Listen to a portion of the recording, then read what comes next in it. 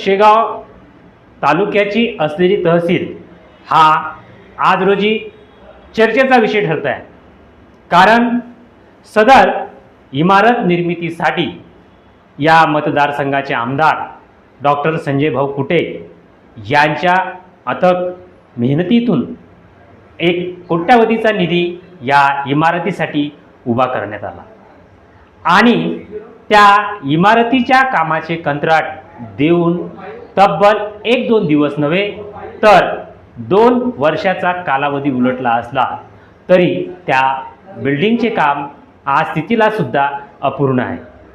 आणि तहसील कार्यालय हे एका गावाचं नव्हे किंवा एका घरापुरतं नव्हे तर संपूर्ण तालुक्याचा कार्यभार पाहणारी एक प्रशासकीय संस्था, परंतु हीच संस्था आज रोजी मुख्य ठिकाणावरून बांधकामाकरिता स्थलांतरित करण्यात आली आहे आणि सदर संस्था ही गावाबाहेर स्थलांतरित झाली असल्यामुळे अनेकांना हेलपाटे मारावे लागतात।